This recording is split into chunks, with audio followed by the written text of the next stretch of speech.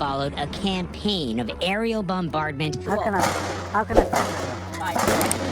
Bombings, too, at the other airports and military sites. More than 200,000 Russian soldiers, along with their guns, tanks, trucks, and planes, surged across the Ukrainian border along 3 different fronts. And in the weeks since, the world as we knew it before has been forever and irreversibly changed in countless ways. As Vladimir Lenin once said over a century ago, there are decades where nothing happens, and there are weeks where decades happen. While the Russian invasion will certainly have numerous, enormous consequences that'll be felt by nearly every single country around the world, it's obvious that none will experience more severe consequences than Ukraine itself. Their country is the one being invaded, bombed, besieged, and destroyed as I'm speaking. And their country is the one whose very existence Vladimir Putin has now openly called into question. While the extent of the damage is unclear for the moment, after all, the dust has eventually settled, it will no doubt be horrendous. Ukraine will experience reverberations of this trauma for generations to come. And from the perspective of the Kremlin, the invasion is most likely not exactly going according to their initial plans. Putin and the Russian military clearly underestimated the ferocity of Ukrainian resistance, while they also placed too little of an emphasis on their own logistics and supply chains. The conflict is likely dragging on longer now than they initially anticipated, and that is a very dangerous situation.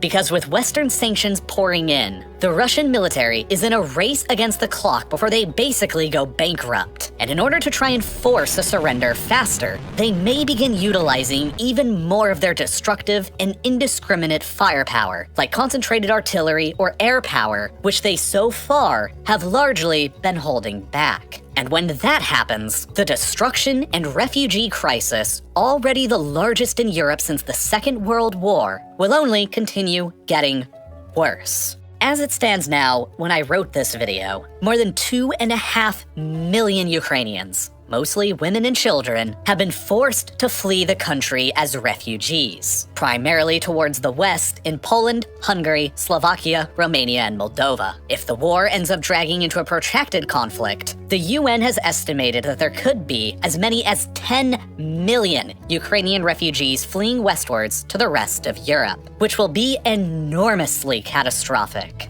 To put these figures into some kind of perspective, during 2015, when Europe was undergoing the so-called migrant crisis from the Middle East and North Africa, the continent saw 1.3 million refugees coming in over the course of the entire year. There have now been nearly twice as many Ukrainian refugees as that in a matter of weeks, and it could be nearly 10 times as many. And at the same time as the refugees have been leaving, equipment, supplies, weapons, and thousands of foreign volunteers have been pouring in from dozens of countries across the world in order to help Ukraine's fight for survival. It's also worth remembering that we're only a few weeks into this conflict so far, and wars are often fought and won over the course of months or even years. It is still far too early to tell how this is all going to go. But should Putin's Russia manage to emerge victorious, it has the potential to completely upend the entire order of Europe. With the flurry of sanctions, travel bans, airspace restrictions, mass arrests within Russia, and more over the past few weeks, it truly appears that a new Iron Curtain is descending across the European continent. This time shifted over slightly to the east from where it was before, from Kaliningrad on the Baltic to the Ukrainian shores on the Black Sea. It is beginning to appear that the Cold War in Europe between the West and Moscow, once believed to have ended for good back in 1991 when people like Francis Fukuyama unilaterally declared the end of history, merely instead took a 30-year break and has now once again returned to haunt us all. The evidence of this is manifold and all around us. Historically neutral, recent polls in both Sweden and Finland have shown that the majority of the population in both countries is now in favor of joining the NATO alliance for the very first time. Both governments have expressed some form of interest, and Moscow has directly threatened them both with some kind of action should they dare to proceed. Of course, Finland's admittance into the alliance would be particularly controversial, owing to their large land border with Russia and their proximity with St. Petersburg, Russia's second largest city and the hometown of Vladimir Putin. For decades during what I will now always refer to as the Cold War's first phase, the Soviet Union essentially bullied Finland into always staying neutral between East and West. And it seems as if old habits die hard. But among the greatest of changes ushered in by Putin's war in Ukraine is the revolution undergoing Germany, and specifically the German military and defense doctrine. During an incredible session of the German Bundestag just 3 days after the invasion, the new Chancellor, Olaf Scholz, announced a series of earth-shattering measures. The German armed forces would receive a one-time $113 billion defense fund to rapidly modernize themselves, and from thereafter, would receive a permanent annual budget increase to more than 2% of Germany's annual GDP.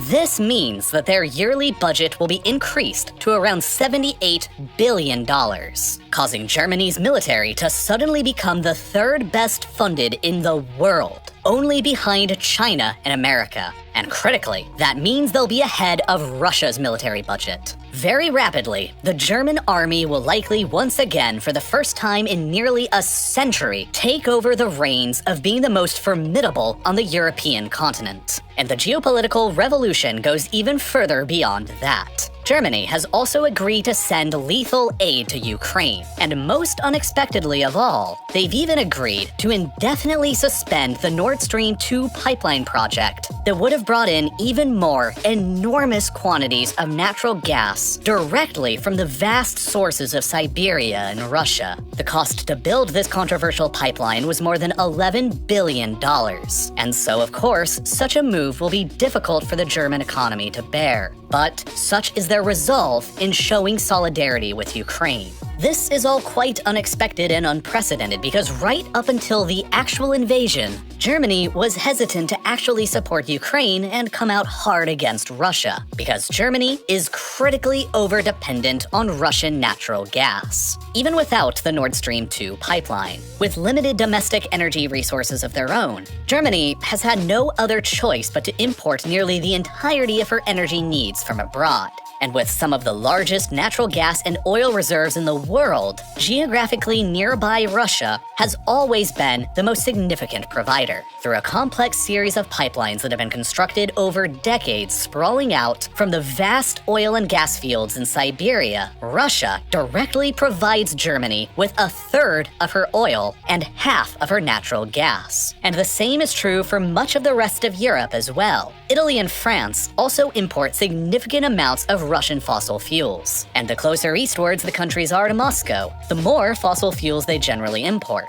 To the point where many nations like Bosnia, North Macedonia, Moldova, Finland, Estonia, Latvia, Serbia, Bulgaria, Slovakia, Croatia, Czechia, and Austria import nearly the entirety of their gas from Russia. This is largely because, geologically, the European continent was not blessed with large amounts of oil or natural gas that power the modern engines of civilization. And instead, large amounts of these resources can be found all around the European Union's perimeter, in the North Sea between the UK and Norway, across the Ural Mountains in Russian Siberia, in the Eastern Mediterranean around Cyprus, Israel, and Egypt, and of course, around the Persian Gulf. With critically few oil and gas resources themselves, the European Union is therefore critically addicted to the imports of Russian oil and gas flowing in from their pipelines, and it severely limits their abilities to actually confront Moscow's aggression. In order to overcome this dependency and energy insecurity, the European Commission has, since the invasion, outlined a 10-point proposal to make the EU completely independent from Russian fossil fuels by the end of the decade. But of course, that is going to take years to accomplish, and until it happens, every drop of oil and gas that Europe continues to buy from Russia will go directly towards funding the Russian war machine in Ukraine. The problem, though, is that there aren't really any easy alternatives for Europe to choose. Norway, the second largest provider of gas to the European Union, is already at maximum export capacity through their own pipelines and cannot provide any more than they already are. In theory, the EU could replace some of Russia's gas with liquefied natural gas or LNG imports, coming in on tanker ships from friendly countries like the United States, Qatar, or Australia. But there are many problems with this strategy as well. First, Europe lacks a lot of the infrastructure that's required for importing LNG. In order to do so, they need LNG processing terminals at ports that can take in the LNG from container ships, turn the liquid back into its gaseous state, and pump that into pipelines. Unfortunately, Europe has very few of these LNG terminals existing right now, with only a handful in Portugal, Spain, Italy, France, the UK, Belgium, the Netherlands, Poland, and Greece, while major global economies like Germany, who import more than half of their gas from Russia,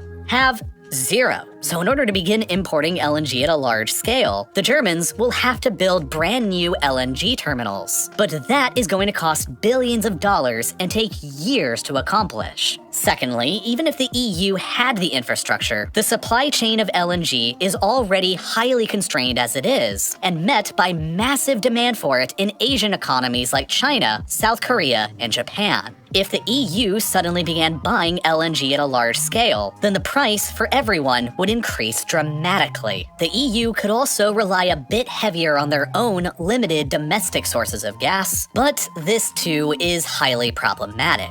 The largest natural gas field within Europe, and one of the top 10 largest in the entire world, is right here, the Groningen field in the Netherlands. For decades, this field provided gas that powered much of the Netherlands and the rest of the continent, and in 2013, provided as much gas was extracted from it that flows through Nord Stream 1 towards Germany today. But the field's days are numbered. The extraction of gas from here caused wide-scale subsidence, that is, the sinking of ground beneath it. This phenomenon was further accompanied by significant earthquakes in the region of the northern Netherlands that damaged many houses and caused significant local unrest. Therefore, it was decided by the Dutch government nearly a decade ago to steadily phase the gas field out between 2014 and 2022, when production was supposed to halt entirely. But now, faced with the threat of Russia's invasion of Ukraine and the dire need to get the continent off of Russia's gas supply, the Netherlands has decided to continue extraction in the field until as late as 2028,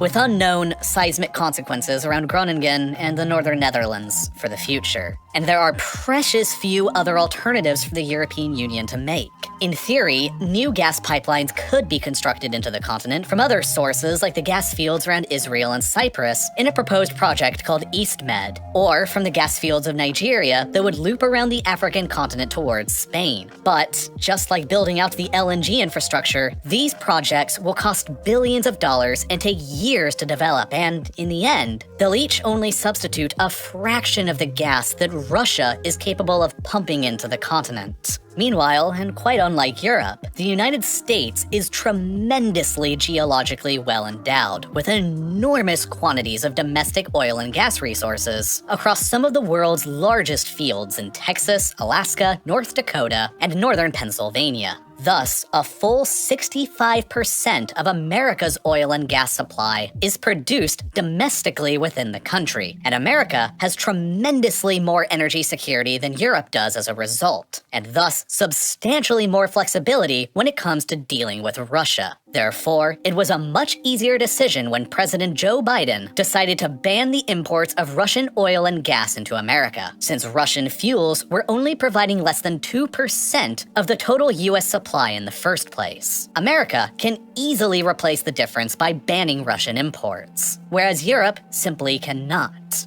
Of course, the Russians do realize that by this point, their lucrative days of selling fossil fuels to the West are rapidly coming to an end, and in anticipation, have been massively pivoting their supplies and business towards Asia, where many major economies like China, India, and Pakistan have still so far declined to join in on any serious sanctions against Russia. Right now, Europe remains Russia's largest customer of gas by far, since they import around 200 billion cubic meters from them per year. By comparison, right now, China only purchases around 38 billion cubic meters a year from Russia, which is primarily provided by the Power of Siberia pipeline here in the Russian Far East. However, in light of recent events, this will likely change very quickly. China has yet to become connected to the massive gas fields of northern Siberia that the Russians use to dump gas into Europe from. And under an agreement that is closer than ever now to fruition, a second pipeline called Power of Siberia 2 may be finally constructed from these very same fields directly to China's hungry industrial core around Beijing. That'll double Russia's gas exports to China. Unlike the West, China will likely continue without passing any serious financial sanctions on the Russians. And quite to the contrary, will even provide the Russian government with investments into new pipeline infrastructure that flows towards Beijing, like Power of Siberia 2. Because they want and need Russia's vast energy resources. And now that business in Europe is drying up, China senses an opportunity to make a good deal, while Russia sees the opportunity to simply shift business elsewhere. As a result, while the war in Ukraine is ripping apart all of the bonds between Europe and Russia, it also seems to be pushing Russia and China closer together from a financial and energy perspective.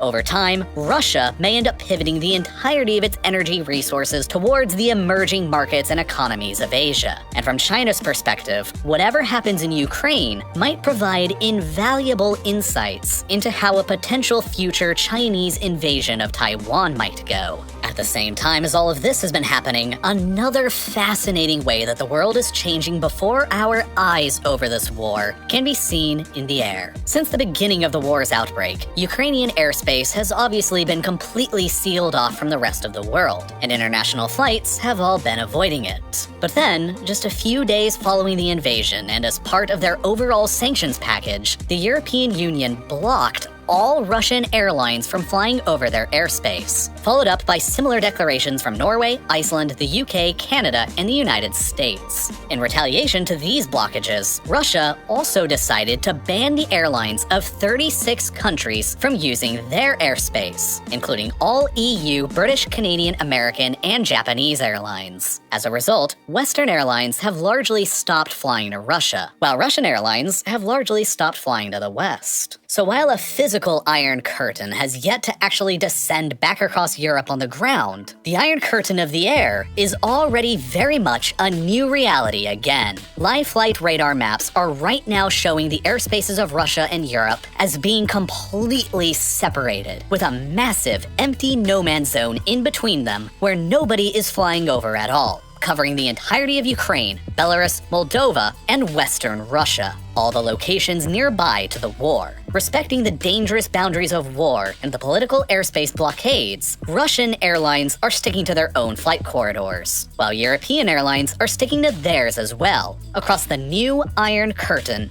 of the sky. As the largest country in the world, Russia's geographic position on the map now represents a colossal barrier to the free flow of Western airlines around the world, and especially represents a huge geographic challenge to fly around for Western flights between Europe and East Asia. For example, just a few weeks ago prior to the war, Air France was operating a route between Paris Charles de Gaulle and Tokyo Narita that took them through a substantial amount of Russian airspace. And now, after the ban on using Russian airspace, they've had to start flying this new route to the south that adds 2 hours and 30 minutes more onto the total flight time. And there are dozens and dozens of examples just like this that have been forced to change over the past few weeks. Here's the old flight route on Lufthansa from Frankfurt to Beijing, and the new one. Here's the old route on Finnair from Helsinki to Bangkok, and the new one. And probably the worst of all, this route pre-war, the Japan Airlines operated between Tokyo and London. They used to travel west across Russian Siberia, and now instead is traveling east over Alaska, the Arctic Circle, and Greenland before finally arriving in London, which adds an extra 3 hours of total flight time to the journey. This geopolitical impact on the aviation industry over the past few weeks is not new, and it's pretty much an exact mirror of the old phase of the Cold War, back when the Soviet Union denied their entire vast airspace to Western airlines,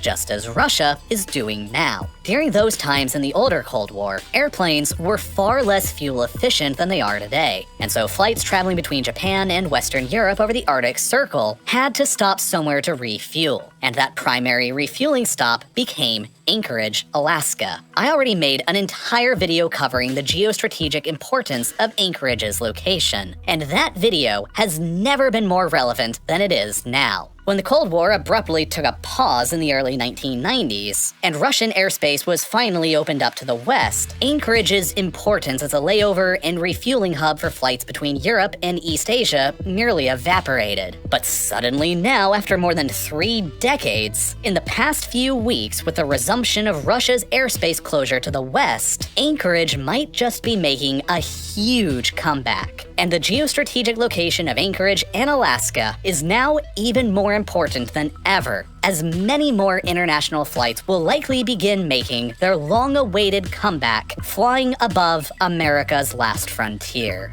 But, interestingly, many airlines operating the same services have been made to fly extremely different routes because of all the different bans. Since many Asian airlines can still fly across Russia, they can now do what European, Western, and Japanese airlines cannot. While the Lufthansa flight from Frankfurt to Beijing now has to add hours of time flying to the south in order to avoid Russia, Air China doesn't have to, and they're still flying straight through Russia. In a similar vein, the Air France flight between Paris and Seoul must now fly the much longer and costlier route to the south, while Korean Air can still just fly straight through Russia. Thus, Western airlines are facing a serious economic disadvantage on all of these routes between Europe and East Asia when compared to their Asian counterparts, who are immune to the Russian airspace ban. And who knows how that's going to play out over time. At the same time, Russian airlines themselves are being affected as well by their own newly made geographic barriers. The primary Russian carrier Aeroflot has canceled all flights to Europe until further notice. And with the airspaces of basically all of Europe and North America now blocked off to them, Russian flights elsewhere have been seriously complicated.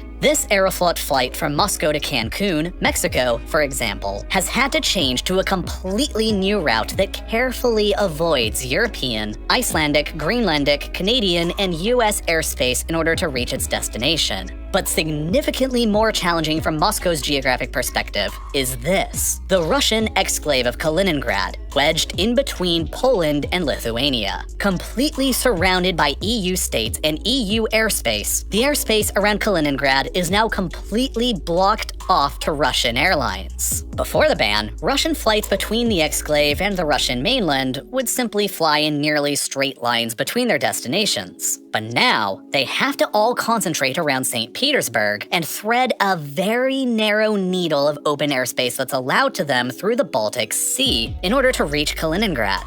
And none of this is to even mention the unprecedented and enormous sanctions that Western countries are pouring onto Russia, which will have devastating financial impacts on every Russian citizen for years or even decades to come. Further, I haven't even mentioned the dozens upon dozens of Western companies that have announced their pullouts from the Russian market. Like, most symbolically of all, McDonald's, who was among one of the very first Western companies allowed to open a store in Moscow back in 1990, when it was still a part of the Soviet Union. In the 30 years since then, McDonald's and Russia have built and developed an incredibly close relationship, with around 850 locations across the country that provide around 10% of McDonald's entire worldwide revenue. But then, in a matter of days, Putin's invasion of Ukraine completely wiped out what it took the company more than 3 decades to build, as McDonald's announced that the company would be closing all of their locations throughout the country. And the same story is true of dozens of other companies, from IKEA to Adidas to Netflix to Visa to Sony and so many others. The list is seriously enormous. And in response to all of these pullouts, the Russian government has threatened to nationalize the assets of all of them still remaining in Russia, essentially turning the page back to the command economy style of the Soviet Soviet Union. Of especially critical importance, however, are the maritime shipping companies Maersk and MSC, who've joined in pulling their shipping and logistics services from the ports of Russia. And this will only exacerbate perhaps one of the most major ways that this war is changing the world: the supply of food. You see, during normal times, Ukraine is the world's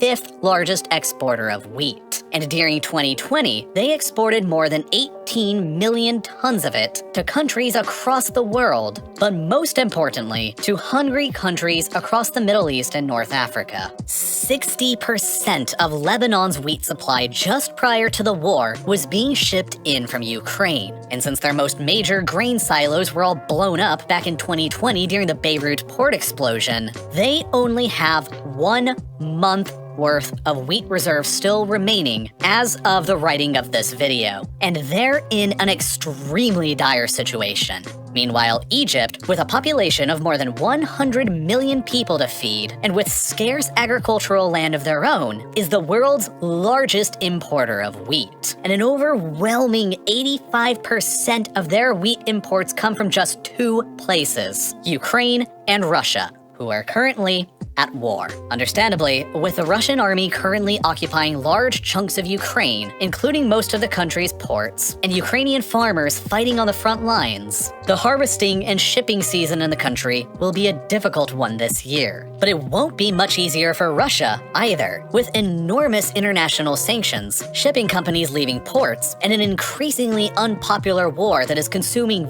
vast quantities of resources and money, Russia, who is usually by far the world's largest exporter of wheat, may struggle to ship out supplies to countries who need it as well. Together, Russia and Ukraine account for around 1/3 of the entire world's wheat and barley exports. And as a result of the war and the sanctions hampering that third of the global supply, wheat and barley prices across the world have been skyrocketing. And countries that rely heavily on wheat coming in from the breadbasket of Europe are going to struggle to make ends meet. War-ravaged Syria has already announced that it'll have to cut spending and ration bread. And then there's Yemen, already torn apart by an ongoing and brutal civil war that has claimed the lives of hundreds of thousands, and already facing a starvation situation. Yemen is the world's 12th largest importer of wheat, and nearly 40% of the country's wheat imports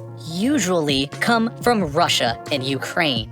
What are they going to do if 40% of their wheat supply gets wiped out this year, when they're already facing the prospects of a famine as it is? The consequences of Ukraine and Russia's wheat being blocked off from the global market will be profound and likely hugely unexpected. The last time that global wheat prices surged this high was more than a decade ago back in 2010. And the steeply increased prices on such a vital commodity for much of the Middle East and North Africa led to public unrest that potentially partially contributed to the Arab Spring revolutions at the end of that year that saw titanic political shifts across Tunisia, Libya, Egypt, Yemen, and Syria. There's really just no telling how vastly the crisis in Ukraine today could affect things like this going forward in the near future. But something that is clear now is that wars in the 21st century almost always have vast global consequences. Putin's invasion of Ukraine has changed Russia, Ukraine, and the world forever in more ways than I could ever convey in a 30-minute video on YouTube.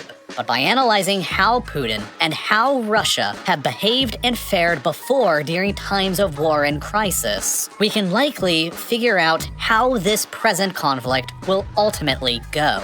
The invasion of Ukraine is only the latest of several wars initiated by Putin's regime. And as the ferocity and intensity of Russian attacks on the country continue ramping up in scale, the scenes that we're all seeing in the news every day are beginning to reflect more and more the very first war that Putin led Russia through more than 2 decades ago in Chechnya. Today, Chechnya is a republic within Russia, and its leader, Ramzan Kadyrov, is a close ally of Putin's, who has deployed his own Chechen forces alongside of the Russians in Ukraine. But 3 decades ago, this was hardly the case. As the Soviet Union disintegrated, Chechen separatists declared their independence from Russia, and the Russian government fought a series of brutal wars to keep them under their control. The first war against Chechnya lasted for 2 years, and despite having overwhelming military superiority, the Russians largely failed to win because of poor morale amongst their troops and near universal opposition amongst the Russian public at home. 2 issues that are similarly crippling the Russian war effort in Ukraine today. After thousands of lives that were lost, the Russians signed a peace treaty and Chechnya was a de facto independent state. But then just a couple of years later, in 1999, after the rise to power in the Kremlin of an at the time unknown Vladimir Putin, the war resumed once again under his new command.